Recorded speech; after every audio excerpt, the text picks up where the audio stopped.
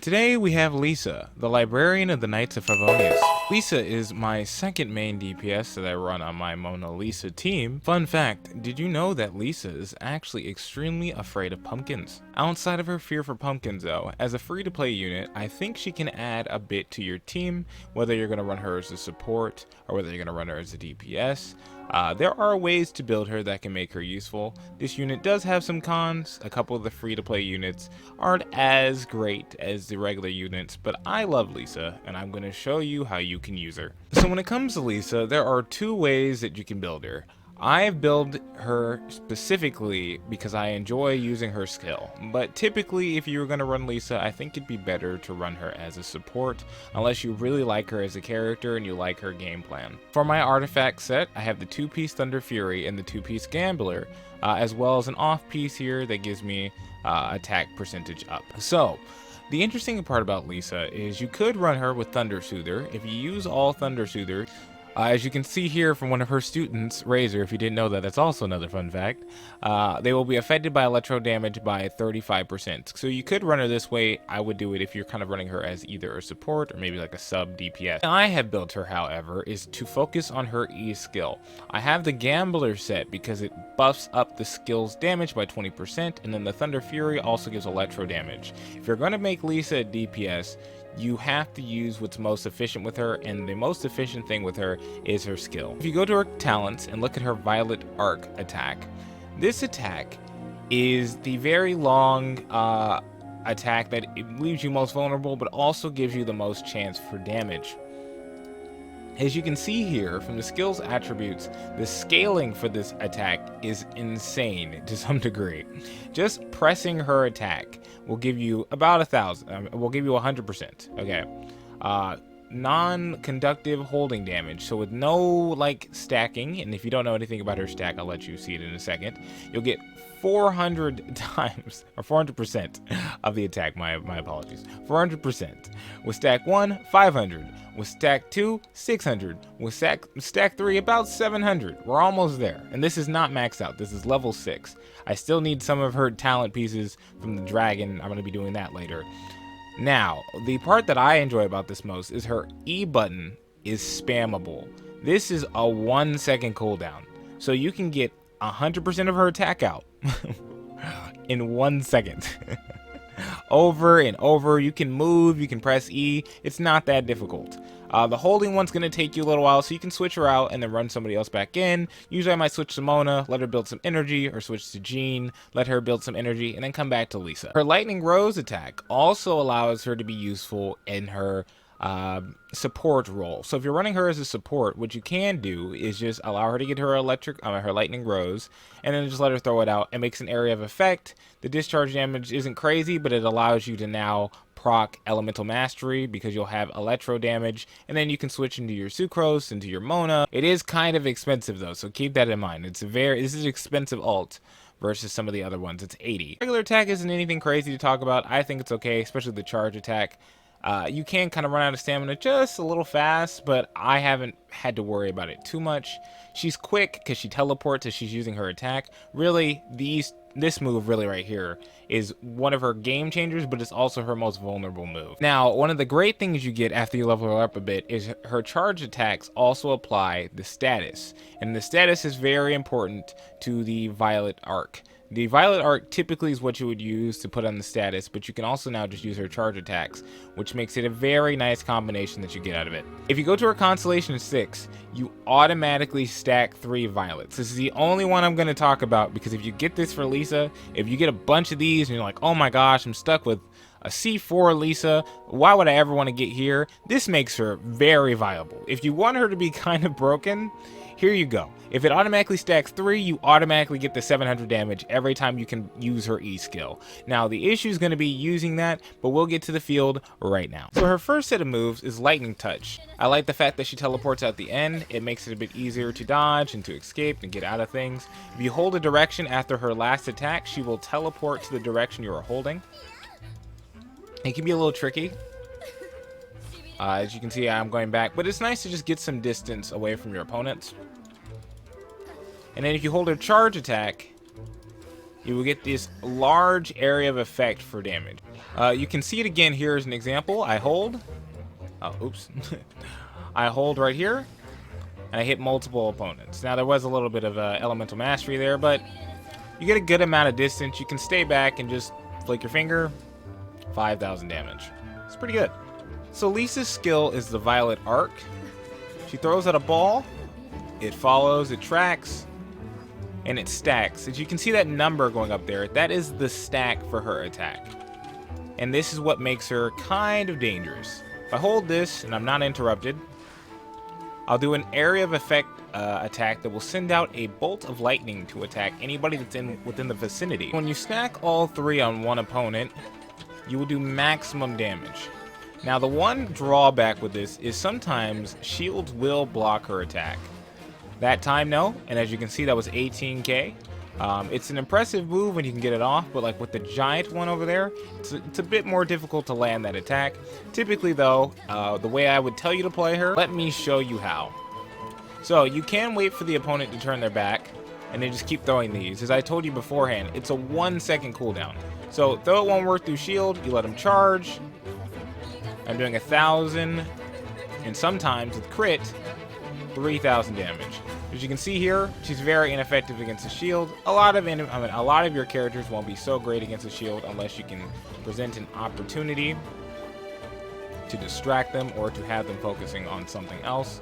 So teams with like Mona or with Amber can be good because you can keep your opponent focused on anything but yourself. But there is another way to do it. So what you can do is have a character that can immobilize people, like Mona, or if you have a Cryo and a Hydro character, and then set up her skill for damage.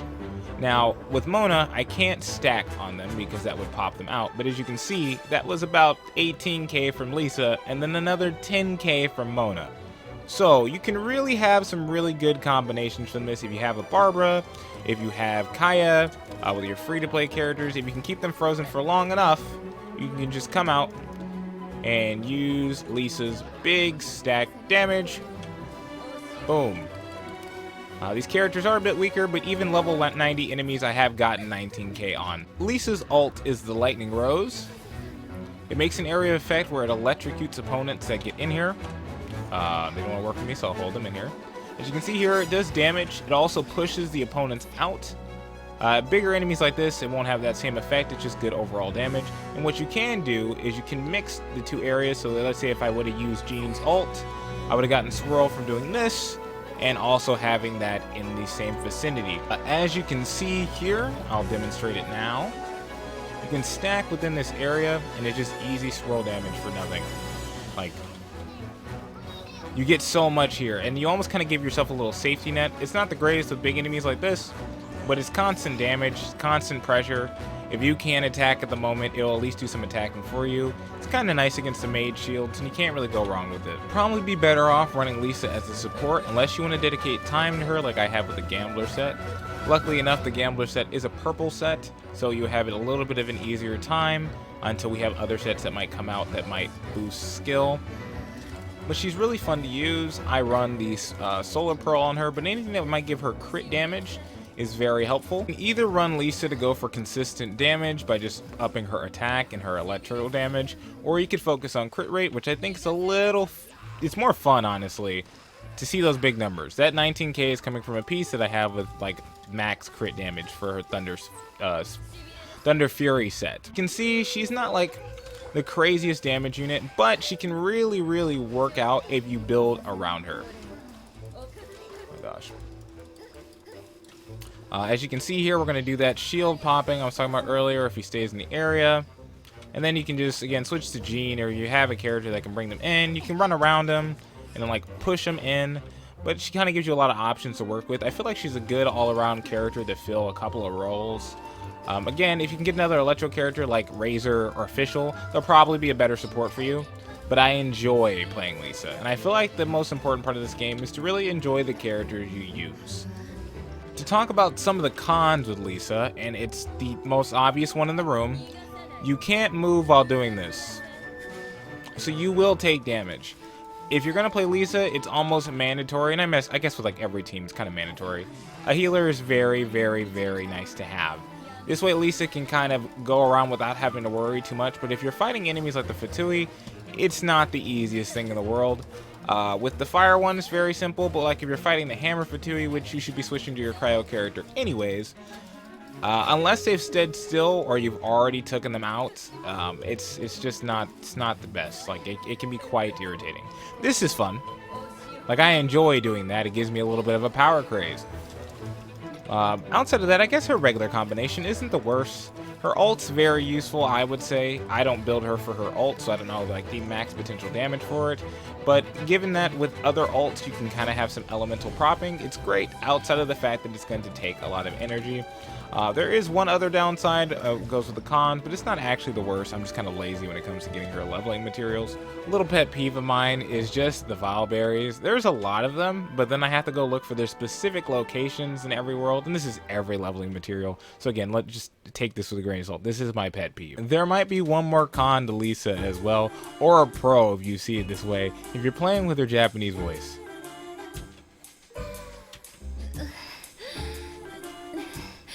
Okay, she only did it once that time, but sometimes you'll go up hills, and that's all you're gonna get. So again, that could be a pro or a con. I don't know what you want in your character, but outside of that. Okay, so all jokes aside, should you use Lisa? I'm gonna be frank with you, if you get another Electro character like Razor or Official, you'll probably have a better time not using her. You could do like a double Electro stack if you were trying to run that, but I feel like her kit can be replaced. However, that does not mean she's a bad unit.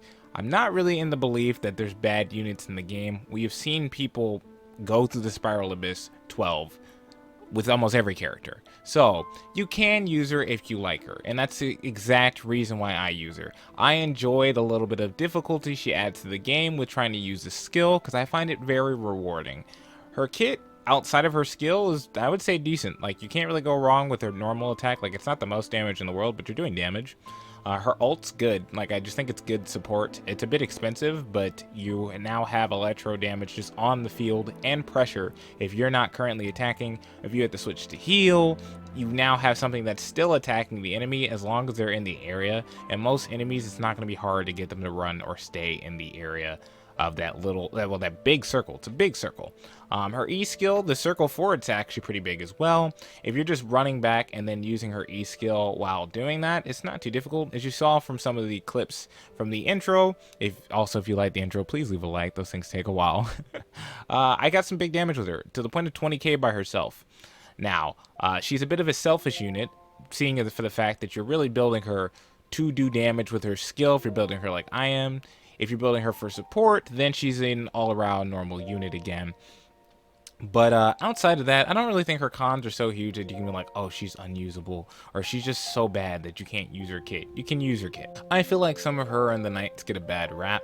I know that people are really trying to build Kaya at the moment. I just don't really care for Kaya as a person. But when it comes to Lisa, my Lisa, I really enjoy playing her, and if you enjoy her playstyle, then just play her. Don't worry too much about like, oh my gosh, the meta is going to be crazy. As long as you know what you're in for, like I've warned you again, it's not really that bad. It's pretty fun, honestly. She adds a little bit of a skill cap. You have more to work around. You're building around her, and if you get teams like Mona and Lisa, Zheng Li, his ult's also really good to just freeze people and then drop it. No elemental proc, but you will get shields, I believe, because of the geo damage, and at the same time, you know, the little electro bonus. You're freezing characters, and that works as well. I enjoy her. I really like Lisa. Hopefully, if you like Lisa, you get to play her too, and you get to enjoy her as well. Let me know who you'd like to see next. I think I'm most likely going to do Mona, because I have her kit already ready.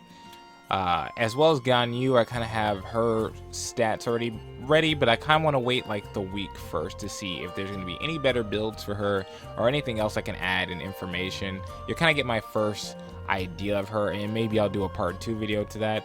Let me know if there's anybody else you'd like to see me play outside of those two, Ganyu and Mona, and then I'll try to build them up. I also think I'm building Noelle right now. I kind of have a couple really good defense pieces, and I'm running the Summer Night set on her. We're going to see if I can get her a little bit crazy too, because she's one of those characters that kind of give a bad rep, and I feel like it's mainly because of the free-to-play aspect. Like Amber and Lisa's kit, they have difficulties around them, but I feel like these issues are pushed harder because these are kind of the characters that get handed out. Like Noelle being in the first banner, Noelle gets dished on a bit more, I feel, because everybody has her and people see her in that way. Barbara doesn't get as much because she's a healer, and so there's a meme to it, like, oh, I've made my Barbara a DPS. So now it's funny. I feel like the only character that probably doesn't get the same regard would be Xiangling. I feel like there you could have an argument to say like, oh, well, it's not just that, it's just about the usefulness of the character. That's fine, you know, you're welcome to feel how you feel about the situation, but hopefully I've opened your eyes a little bit to Lisa and her E skill. Again, I just think that's a bit crazy to just do 20k off of his skill without like anybody else having to jump in, just her doing the damage herself. But I hope you enjoyed. Leave a like, subscribe, and I'll catch you later. Peace.